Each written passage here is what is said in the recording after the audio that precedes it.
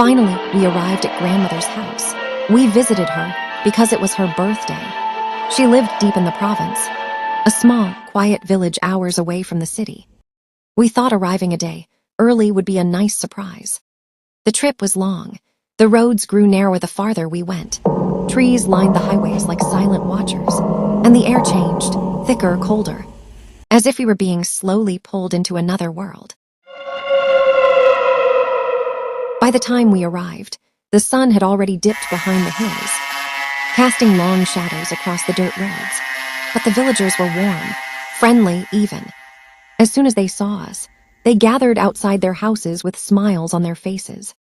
They welcomed us like long-lost family, offering plates of food, grilled meats, sticky rice wrapped in leaves, fruits that glistened under the dim moonlight. They said it was to celebrate our arrival. We were touched. City life doesn't come with this kind of warmth. My sister almost took a bite of a small, round cake when our grandmother appeared from the shadows.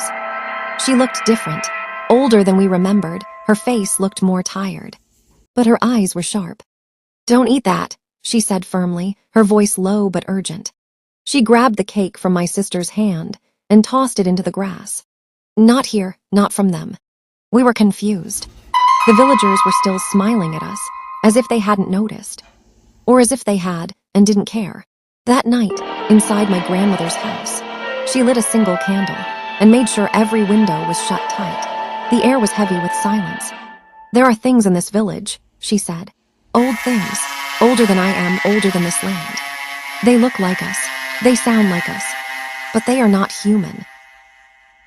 She told us of spirits, Taglugar she called them, shapeshifters, spirits that live among the trees and hills, who come down during special occasions.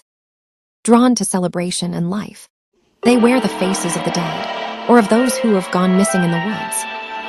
They blend in perfectly, and they bring food. "It's a trap," she whispered. "If you eat their food, you open a door. You let them in.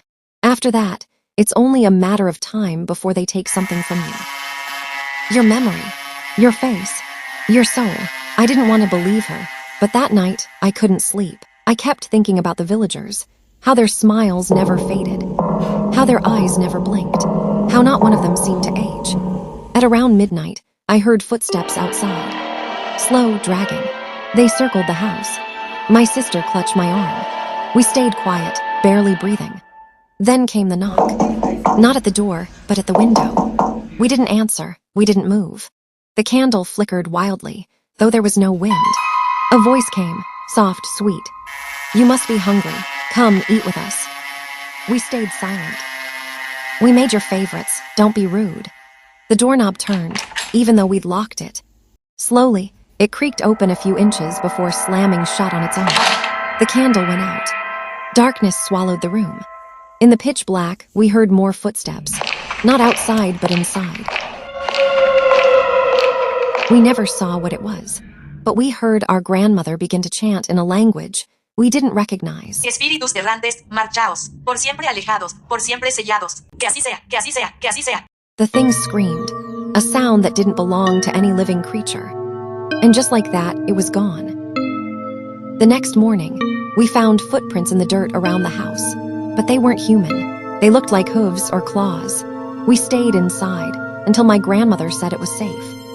When her birthday finally came, the villagers threw a feast. But this time, none of them smiled. They just watched us from a distance, whispering among themselves. We didn't eat. We left the next morning. On the way out, I looked back. One of the villagers was standing by the tree line. A young woman, pale. Her mouth was too wide, her head tilted too far to the side. She waved at me, but something was wrong with her arm. It bent backward. I didn't wave back. We've never returned to the province since.